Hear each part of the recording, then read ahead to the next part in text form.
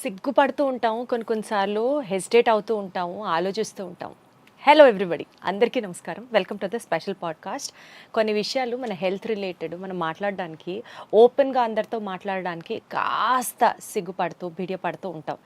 Especially kidney హెల్త్కి సంబంధించి, అంటే యూరినేషన్ సమస్యలు కావచ్చు, కొన్ని యూరిన్ పాస్ చేసేటప్పుడు బర్నింగ్ సెన్సేషన్ కావచ్చు, పెయిన్ కావచ్చు, ఇలాంటి విషయాల గురించి అందరితో డిస్కస్ చేయడానికి మనం కొంచెం మొహమాట పడచ్చు. ఏముందిలే ఇది అని అనుకుంటాం, కానీ రేపటి రోజున ఆ చిన్న చిన్న సమస్యలే పెద్ద సమస్యలు అయ్యి ప్రాణాంతకంగా కూడా మారచ్చు. సో ఇవాళ ఇంటర్వ్యూలో ఇలాంటి విషయాలకి సంబంధించి క్లారిటీ తెలుసుకునే ప్రయత్నం చేద్దాం. మనతో పాటు ఉన్నారు ఎన్నో కిడ్నీ సమస్యలు, ఎన్నో కిడ్నీ రిలేటెడ్ ప్రాబ్లమ్స్ ఫేస్ చేస్తున్న పేషెంట్స్కి ట్రీట్మెంట్ చాలా సునాయాసంగా అందించడంతో పాటు ఎన్నో సక్సెస్ఫుల్గా సర్జరీస్ కంప్లీట్ చేసినటువంటి ప్రముఖ urologist from omega Anu hospitals నాతో ఉన్నారు. ఇవాళ పాడ్కాస్ట్లో డాక్టర్ తారక్ మౌర్య గారు. కనెక్ట్ అవుదాం. సార్ నమస్తే, ఎలా ఉన్నారు? నమస్తే మేడం, బాగున్నాను, డూయింగ్ గుడ్. Wonderful sir.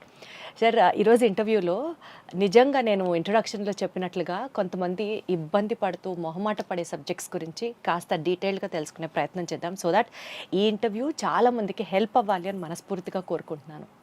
అందులో మొదటిది, యాక్చువల్లీ సమ్మర్ నడుస్తోంది. వాటర్ రిలేటెడ్ చాలామందికి అది మిస్కాన్సెప్షన్ అనుకోవాలో మిత్ అనుకోవాలో తెలియదు, కానీ ఒక వర్గానికి చెందిన ప్రజలందరూ వాటర్ విపరీతంగా తాగాలి, 5-6-7 లీటర్లు తాగినా పర్లేదు. అసలు మనం యూట్యూబ్లో వాటర్ డైట్ అని కొడితే బోలెడన్ని వీడియోస్ పాప్ అవుతూ ఉంటాయి. అంటే ఎక్కువ వాటర్ తీసుకోవాలంటారు.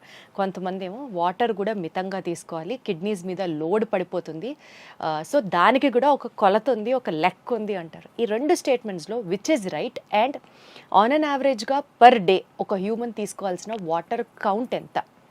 దీనికి ఖచ్చితంగా చెప్పాలంటే అసలు ఏ టెక్స్ట్ బుక్లోను, ఏ స్టడీస్లోను ఒక పర్టికులర్గా ఒక మనిషి ఇన్ని వాటర్ పర్ డే తీసుకోవాలని ఎక్కడా లేదు. సో మనకేంటంటే న్యాచురల్గా బాడీకి మెకానిజమ్స్ ఉంటాయి.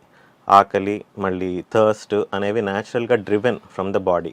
సో ఒక మనిషికి ఎంత దాహం వేస్తుందో అంత వాటర్ తీసుకుంటే సరిపోతుంది. బట్ ఫ్యూ కండిషన్స్లో మాత్రం మేము కొంచెం అడిక్వేట్గా వాటర్ తీసుకోండి అని చెప్తాం. That is to maintain a good urine output.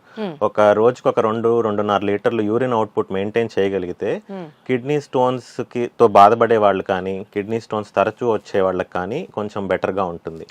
అంతేగాని ఇన్ని లీటర్లు వాటర్ ఒక మనిషి తీసుకోవాలి అనడానికి అస్సలు లేదు. మనం ఎంత వాటర్ తీసుకోవాలనేది మన యాక్టివిటీ, మనకి ఎంత చెమట పడుతోంది అది డిసైడ్ చేస్తుంది.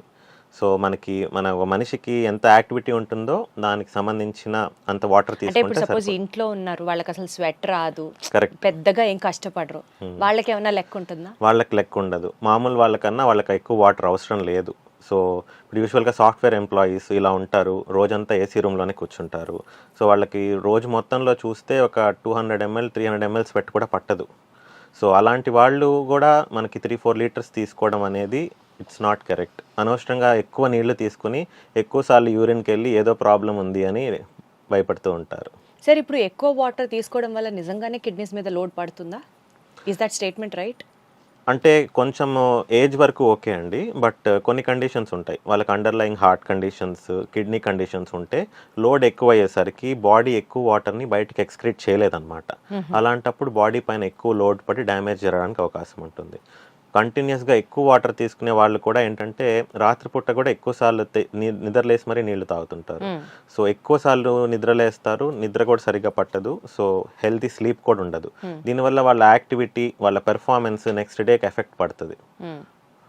సో బేసికల్గా రాత్రి 8 దాటాక ఎక్కువ వాటర్ తీసుకోవద్దని ఇట్లా కొంతమంది చెప్తూ ఉంటారు. అది మెయింటైన్ చేయడం రైటే అంటారు? అయితే ఖచ్చితంగా రైట్ అండి. ఎందుకంటే ఒక ఏజ్ దాటాక, ఒక 50 years దాటాక పర్టికులర్గా మగవాళ్ళల్లో రాత్రిపూట ఎక్కువసార్లు నిద్రలేస్తుంటారు యూరిన్కి వెళ్ళడానికి. సో అది ప్రాస్టేట్కి సంబంధించి ఏమన్నా ఇబ్బంది ఉన్నా సరే, లేదంటే మూత్రాశయానికి సంబంధించి కొంచెం చేంజెస్ అనేవి వస్తాయి వయసు రీత్యా. సో ఒకసారి లేవడం అనేది కరెక్టే, పర్వాలేదు. కానీ కొన్ని కండిషన్స్లో maybe 2 times is acceptable. But 2 సార్లు కన్నా ఎక్కువ లేస్తున్నారు నిద్ర అంటే అది మాత్రము వీ నీడ్ టు ఎవాల్యుయేట్ ఏంటి ప్రాబ్లం ఉంది అనేది. ఇలాంటి వాళ్ళల్లో మెయిన్గా మనము బిహేవియరల్గా చేంజెస్ చెప్తాం. ఎర్లీ డిన్నరు, ఎర్లీగా మనము ట్యాబ్లెట్స్ వేసుకునేది ఉంటుంది. సో 8 o'clock అంతా ట్యాబ్లెట్స్ వేసేసుకుని పడుకునే 2 hours ముందు ఏమీ నీళ్లు తీసుకోవద్దు. బిఫోర్ గోయింగ్ టు బెడ్ ఒకసారి కంప్లీట్గా యూరిన్ పాస్ చేసి పడుకోండి అని కూడా చెప్తాము. సో దీనివల్ల ఏంటంటే పడుకునే టైంకి బ్లాడర్ ఎంటీగా ఉంటుంది, వాళ్ళు ఎక్కువసార్లు లేవడానికి అవకాశం ఉండదు. కానీ సార్ అసలు ఈ కండిషన్ గురించి మాట్లాడితే అంటే యంగ్స్టర్స్ పక్కన పెట్టేస్తే ఫ్యామిలీస్లో కూడా చూస్తూ ఉంటాం కదా, ఒక ఏజ్ దాటిన వాళ్ళు especially senior citizens maybe some 60+ 70+. మా నాన్నమ్మ గారు అయితే ప్రతిరోజు ఇదే కంప్లైంట్, నైట్స్ లేవాలి నేను తప్పకుండా ఎంత వాటర్ తక్కువ తీసుకున్నా సరే అని.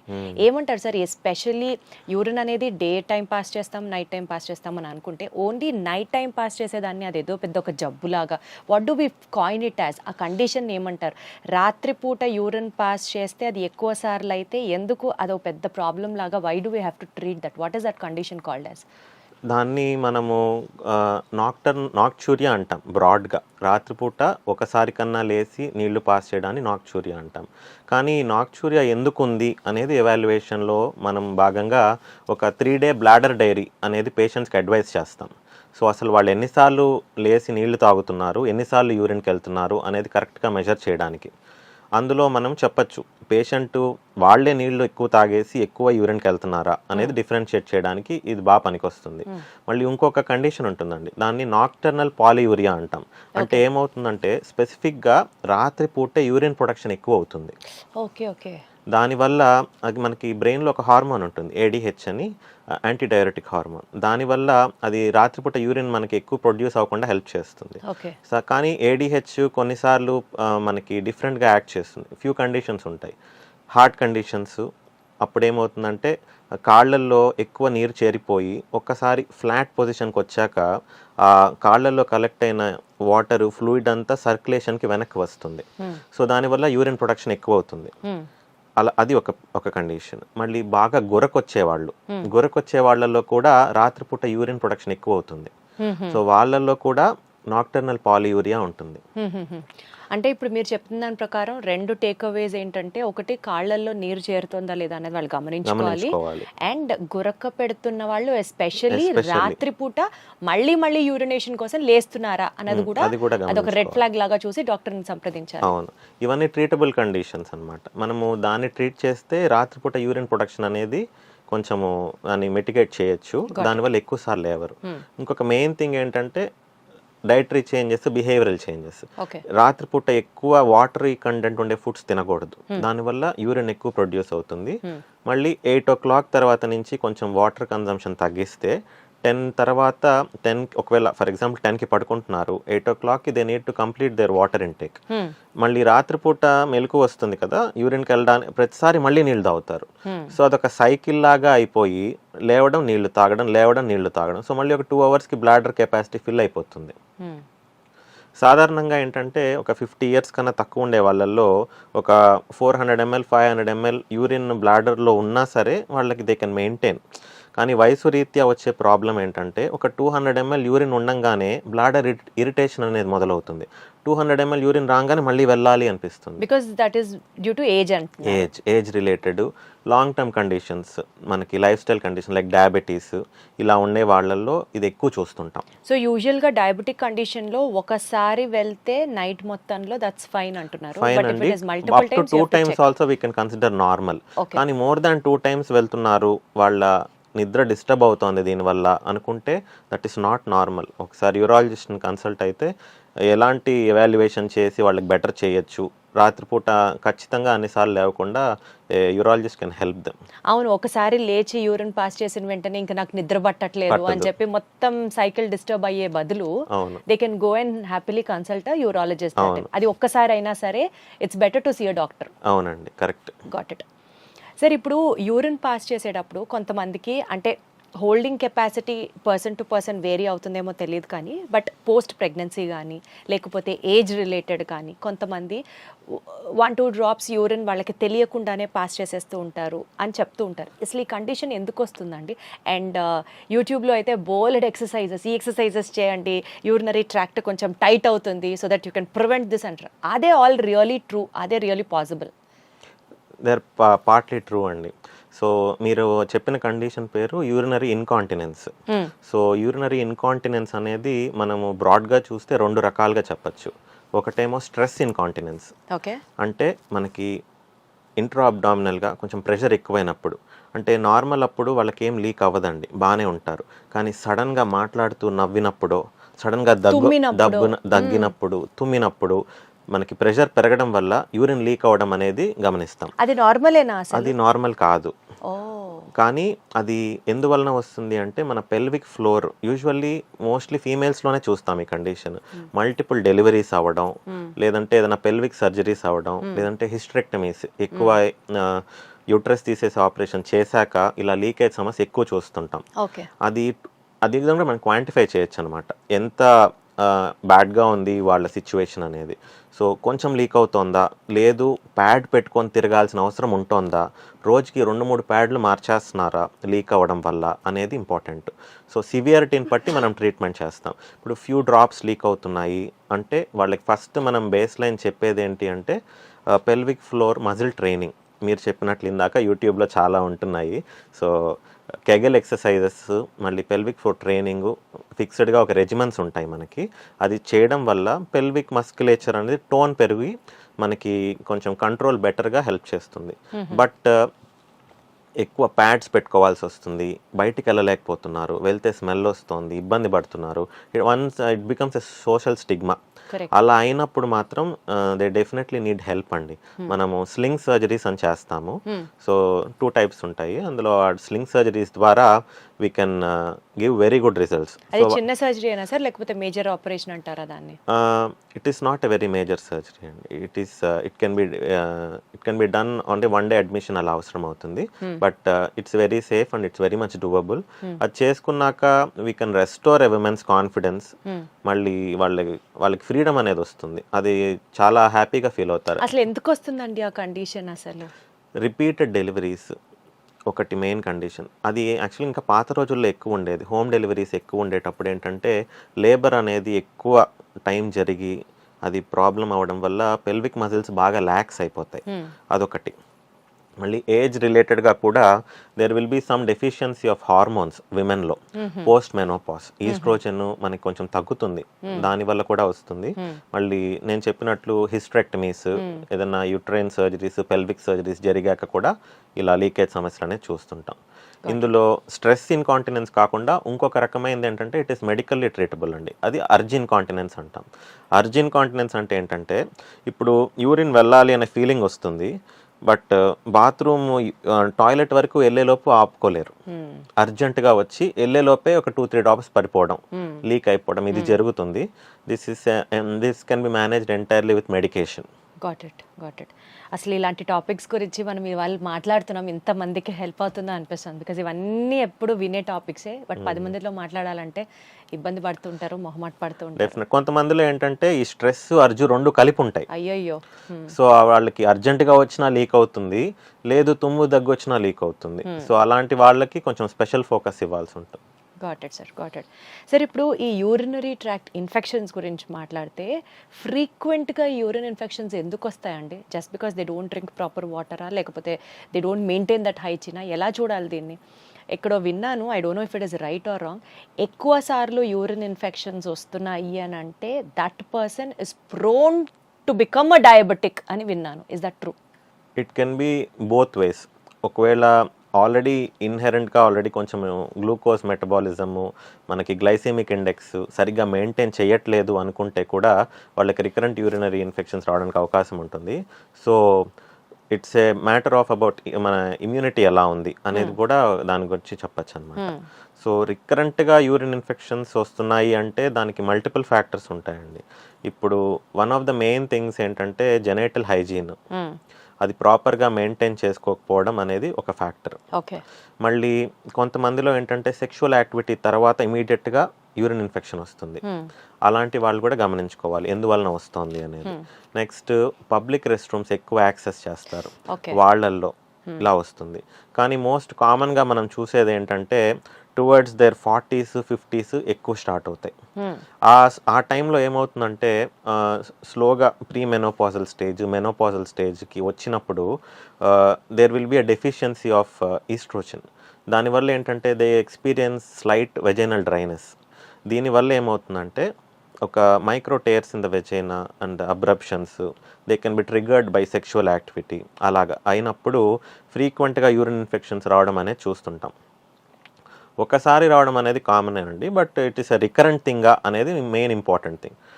అంటే సంవత్సరంలో 3 సార్లు కన్నా ఎక్కువ వచ్చినా, 6 నెలల్లో 2 సార్లు కన్నా ఎక్కువ వచ్చినా we coin it as recurrent urinary tract infection అని. అలాంటి వాళ్ళలో we need to evaluate what is the problem అనేది. అంటే అది చాలా పెద్ద సీరియస్ కన్సర్న్ లాగా సీరియస్ కన్సర్న్ అంటే it's not a life threatening condition, but కంటిన్యూస్గా వాళ్ళ క్వాలిటీ ఆఫ్ లైఫ్ ఎఫెక్ట్ అవుతుంది ఫ్రీక్వెంట్ యూటీఐస్ వల్ల. సో బేసిక్ జాగ్రత్తలు తీసుకోవడం అండి. అంటే పబ్లిక్ రెస్ట్ రూమ్స్ వాడినప్పుడు మనకి ఈ మధ్య బ్లింకిట్, జెప్టోలో కూడా హ్యాండ్ శానిటైజర్ స్ప్రేస్ వచ్చేస్తున్నాయి. సో ఒక పబ్లిక్ రెస్ట్ రూమ్ వాడుతున్నారు అన్నప్పుడు టాయిలెట్ సీట్ పైన మొత్తం శానిటైజర్ స్ప్రే కొట్టి కూర్చోమని నేను చెప్తాను.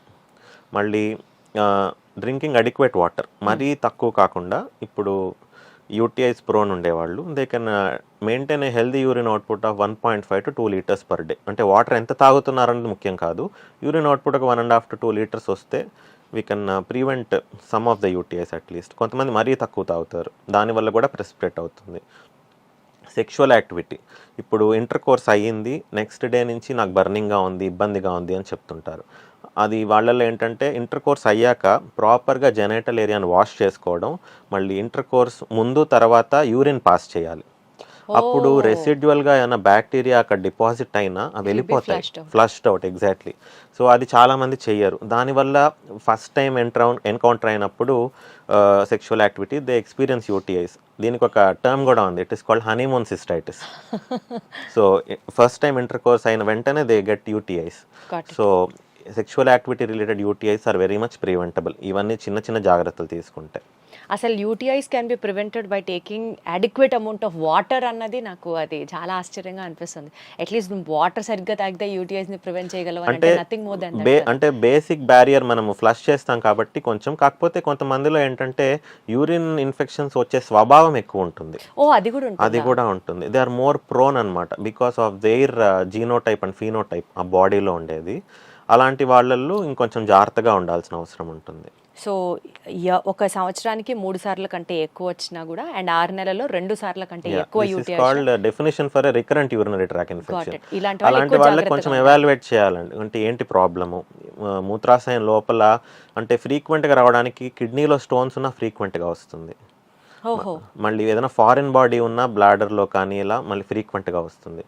కొంతమంది ఇంట్రాయూట్రైన్ కాంట్రాసెప్టివ్ డివైసెస్ పెట్టుకుంటారు. అలాంటి వాళ్ళల్లో ఇది కూడా ఒకసారి ఇవాల్యుయేట్ చేసుకోవాలి ఫ్రీక్వెంట్గా వస్తుంది అంటే. Got it.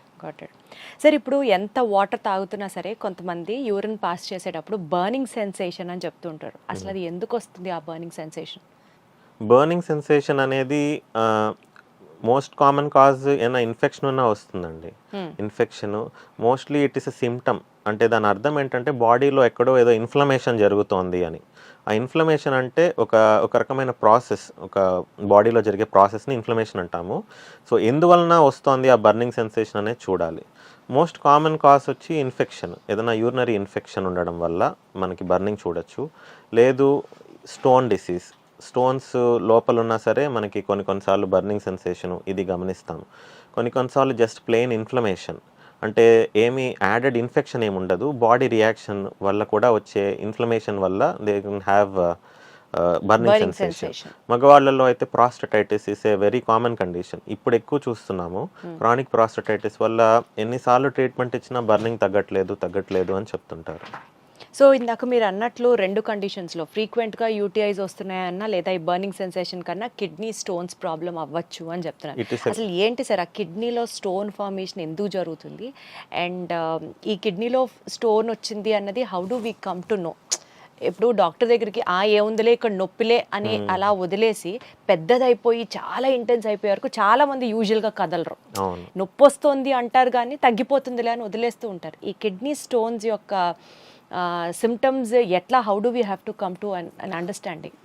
మనకి ఈ రోజుల్లో బాగా ఇమేజింగ్ టెక్నిక్స్ ఎక్కువైపోయినాయి, హెల్త్ చెకప్స్ ఎక్కువైపోయినాయి, ప్రివెంటివ్ హెల్త్ చెకప్స్. సో దానివల్ల నొప్పి రాకపోయినా సరే వాళ్ళకి జస్ట్ హెల్త్ చెకప్లో ఇంత స్టోన్ ఉంది అంత స్టోన్ ఉంది అని వస్తూ ఉంటారండి పేషెంట్స్. సో యూజువల్గా ఏంటంటే కిడ్నీలో ఉన్నంత వరకు స్టోను అది నాన్ అబ్స్ట్రక్టివ్, అదేమి అడ్డం పడదు మనకి యూరినరీ ట్రాక్ట్కి. సో ఒక 5 mm స్టోన్ ఉంది, ఒక లోవర్ పోల్లో లేదంటే మిడ్ పోల్లో ఒక 6 mm స్టోన్ ఉంది అని చెప్పి వస్తూ ఉంటారు. ఇప్పుడు యూజువల్గా ఏంటంటే 10 mm వరకు నాన్ అబ్స్ట్రక్టివ్ స్టోన్ అయితే కిడ్నీలోనే ఉంది అనుకుంటే మనము దాన్ని యాక్టివ్గా ట్రీట్ చేయం. But electively more than 8 mm we can treat them. So కిడ్నీలో ఉన్నంత వరకు మనకి సిమ్టమ్స్ ఏమీ ఉండవు. వేగ్ పెయిన్ ఏదన్నా ఉన్నట్లు అనిపిస్తుంది కొంతమందిలో, లేదంటే ఫ్రీక్వెంట్గా యూరిన్ ఇన్ఫెక్షన్స్ రావడం ఇవి జరుగుతూ ఉంటుంది. కానీ ఆ కిడ్నీ స్టోన్ అనేది కిడ్నీలోంచి ఊడిపోయి మూత్రనాళం అంటే యురెటర్లో పడినప్పుడు they will have all the symptoms. They will have one of the worst pain in there lifes. ఆ నొప్పి చాలా ఎక్స్క్రూషియేటింగ్ పెయిన్ ఉంటుంది. మొదటిగా వెనకాల భాగం, నడుం పక్క నుంచి వెనకాల భాగం నుంచి ముందు గజ్జల్లోకి వచ్చినట్టు అనిపిస్తుంది. చాలా on a scale of 1 to 10, 8 to 9 severity చెప్తారు. Very bad pain. దాంతోపాటు వామిటింగ్స్ అయిపోవడం, బాగా నాజియా అంటే వామిటింగ్ వస్తున్నట్టు అనిపించడం, ఇవన్నీ జరుగుతాయి.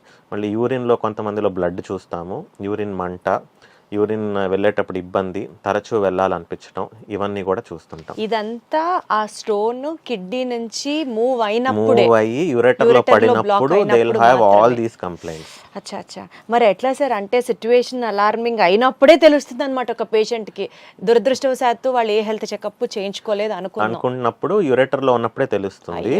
కానీ కొన్నిసార్లు కిడ్నీలో ఉన్నప్పుడు కూడా they will have a vague pain, కాకపోతే ఇంత సివియరిటీతో ఉండదు. ఆ వేగ్ పెయిన్ ని యూజువల్ గా నెగ్లెక్ట్ చేస్తారు. సో ప్రివెంటివ్ హెల్త్ చెకప్స్ అనేది ఈ కండిషన్స్ కి చాలా బాగా పనికొస్తాయి. సో ఎలాగో స్టోన్ సైజ్ పెరిగిపోతూ ఉంటే క్రమక్రమంగా ఎవెన్చువల్లీ అది స్టోన్ మొత్తం కిడ్నీ మొత్తం ఆక్యుపై చేసి ఓవర్ ది పీరియడ్ ఆ కిడ్నీ ఫంక్షన్ అనేది పోతుంది అనమాట.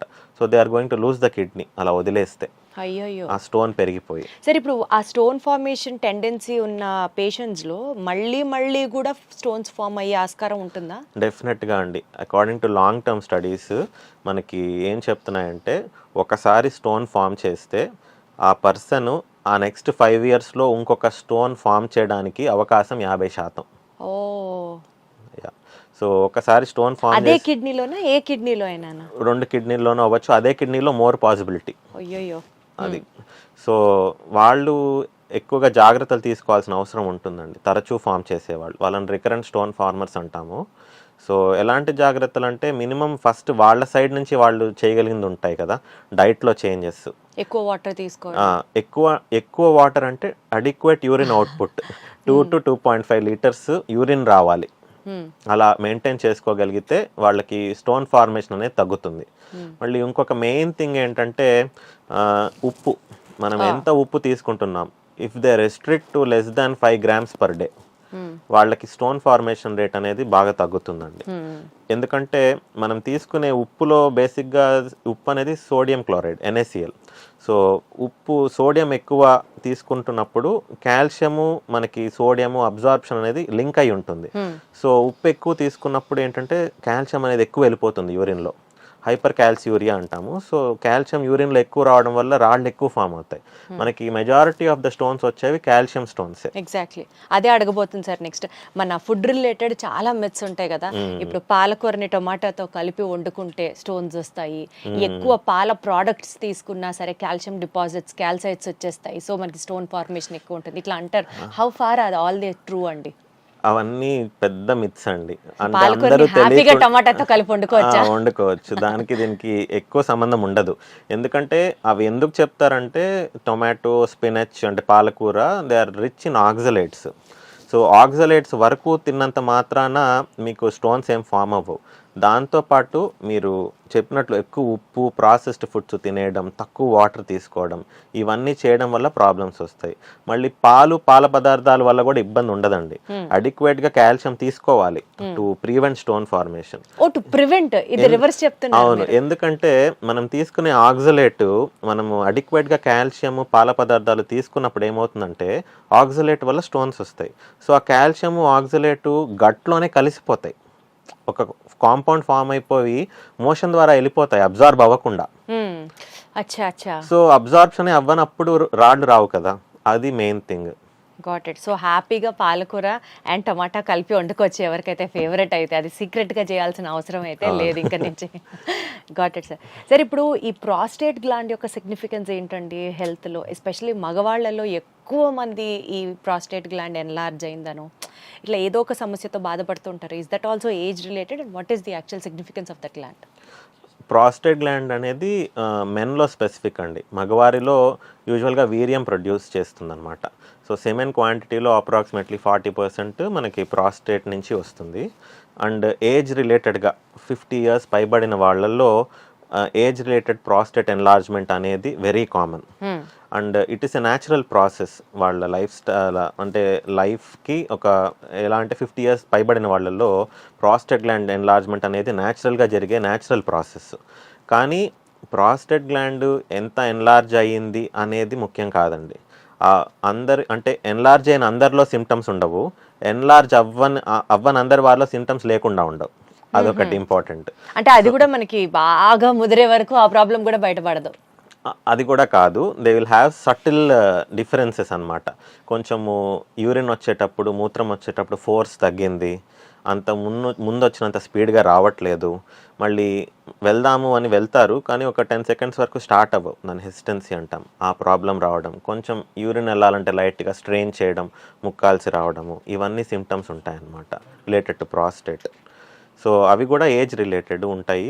కాకపోతే గ్లాండ్ సైజ్ పెరిగే కొద్దీ ఆ సిమ్టమ్స్ అనేవి ఇంకా ఎక్కువ తెలుస్తాయి. కానీ కొంతమందిలో మామూలుగా అయితే మనకి ఏంటంటే అండి, అల్ట్రాసౌండ్ ప్రకారం ఒక మగవాళ్ళలో 40 years 50 years వాళ్ళల్లో ప్రాస్టేట్ అనేది నార్మల్ సైజులో ఉంటుంది. It will be around 12 to 18 20 cc ఉంటుంది. బట్ ఏజ్ రిలేటెడ్గా ప్రాస్టేట్ స్టార్ట్స్ గ్రోయింగ్ అనమాట. అది యూజువల్లీ బినైన్ ప్రాసెస్. 40 cc నుంచి 80 cc వరకు, లేదంటే ఇంకా కొంతమందిలో 120 cc వరకు పెరిగిపోతుంది. అది మూత్రనాళాన్ని కొంచెం నొక్కడం వల్ల అబ్స్ట్రక్షన్ అనేది వచ్చి ప్రాబ్లమ్స్ మొదలవుతాయి ఏజ్ రిలేటెడ్గా. అంటే సార్ ఇప్పుడు మనం మాట్లాడుకున్న చాలా టాపిక్స్లో majority of the issues are being seeing in the aged patients అనుకుంటే కిడ్నీ రిలేటెడ్ సమస్యలు ఏజ్డ్ వాళ్ళల్లో ఎక్కువ రావడానికి ఆస్కారం ఉంది. So they have to be much more attentive and careful అని అర్థమవుతుంది. అంటే రీజనరేటివ్ కెపాసిటీ కిడ్నీ ఎలా కాంబాట్ అవుతుంది అనేది కూడా ఇంపార్టెంట్ అండి. ఇప్పుడు యూజువల్గా పిల్లల్లో నుంచి పెద్దవాళ్ళలో ఎవరికైనా స్టోన్స్ రావచ్చు. కానీ పెద్దవాళ్ళలో స్టోన్స్ వచ్చినప్పుడు ఏంటంటే చిన్నపిల్లలు మామూలు ఒక 30-40 yearsలో ఉండే వాళ్ళు ఎదుర్కొన్నట్టు పెద్దవాళ్ళు ఎదుర్కోలేరు. కిడ్నీ స్టోన్ వాళ్ళకి అడ్డం పడినప్పుడు ఏంటంటే ఎక్స్ట్రా ఫ్యాక్టర్స్ ఉంటాయి. దాని కిడ్నీకి ఇన్ఫెక్షన్ అయిపోవడం, దానివల్ల ఇబ్బంది అవ్వడం, ఇవన్నీ ఎక్కువ జరుగుతాయి. సో కిడ్నీ స్టోన్స్ యంగ్ పేషెంట్స్లో they are more easily treatable, ఎక్కువ పెద్ద ప్రాబ్లం లేకుండా. ఏజ్ ఎక్కువ ఉండే వాళ్ళలో స్టోన్స్ వచ్చినప్పుడు ఏంటంటే యాడెడ్ ఫ్యాక్టర్స్ ఉంటాయి. వాళ్ళకి డయాబెటీస్ ఉండొచ్చు, దానివల్ల అబ్స్ట్రక్షన్ వల్ల కిడ్నీ ఇన్ఫెక్షన్ వచ్చేసి ఆ చీము అనేది పట్టేయడం, ఆ చీము బ్లడ్లో కలవడం, దాన్ని సెప్సిస్ అవ్వడం. సో ఇవన్నీ మనము ఇంకా ఎక్కువ ప్రాబ్లమాటిక్ అవుతుంది ఏజ్ పెరిగే కొద్దీ. కిడ్నీలో స్టోన్స్, వేరే కండిషన్స్ కూడా. సరే, ఇప్పుడు ఆ కిడ్నీలో ఒకవేళ స్టోన్ ఫామ్ అయితే దాన్ని ఎలిమినేట్ చేయడానికి మనకి సర్జరీ ఒక్కటే ప్రొసీజరా? Depends on the size of the stone, ఒకటి మెయిన్ థింగ్. ఇంకొకటి లొకేషన్, మనకి ఎక్కడ ఉంది స్టోన్ అనేది. ఈ 2 ఫ్యాక్టర్స్ ట్రీట్మెంట్కి ఎక్కువ ఇంపార్టెన్స్ ప్లే చేస్తాయండి. సో యూజువల్గా ఏంటంటే according to all the literature 5 mm కన్నా తక్కువ ఉంది, అది యురేటర్లోనే పడింది, నొప్పి వస్తుంది, సో వాళ్ళలో మెడికల్ ఎక్స్పల్షన్ థెరపీ అనేది పెడతామన్నమాట. ఇప్పుడు ట్యాబ్లెట్ ఇస్తా ఏదైనా రాయి కరిగిపోతుందా అంటారు, అలాంటి ట్యాబ్లెట్లు లేవు. అంటే only very few types of stones like uric acid stones అనేవి ఒక్కటే కరుగుతాయి ట్యాబ్లెట్ల వల్ల. మనకి majority of the stones 90 to 95% calcium oxalate stones. ఇవన్నీ ఏంటంటే మనకి ట్యాబ్లెట్ల వల్ల కరగవు. సో ఏంటంటే 5 mm అలా ఉండే స్టోన్స్కి మనం వెళ్ళిపోవడానికి మనము మెడికల్ ఎక్స్పల్షన్ థెరపీ పెడతాం. యూజువల్గా కొన్నిసార్లు ఏంటంటే అప్ టు 10 mm కూడా వెళ్ళిపోవడానికి అవకాశాలు ఉంటాయి. బట్ ఒక 2 weeks we wait and see whether the stone is passing or not. అప్పటికీ పాస్ అవ్వకపోతే ఇంకా surgery will be the option. Okay, okay. ఏదో ఎవరో చెప్తుంటే విన్నానండి, మీరు వాటర్ ఎక్కువ తాగండి ఆ స్టోన్ ఫ్లష్ అయిపోతుంది అని చెప్పారు. అన్నిటికీ వాటరే మందు. అందరిలో కరెక్ట్ కాదు, బట్ మెడికల్ ఎక్స్పల్షన్ థెరపీ ద్వారా మనం పంపించేటప్పుడు కొంచెం అడిక్వేట్గా తీసుకోండి వాటర్ అని చెప్తాం. ఓకే, సరే. ఫోమీ యూరిన్ అంటే ఏంటండి? అంటే యూరిన్లో మనము నొరగ చూడడం అనమాట.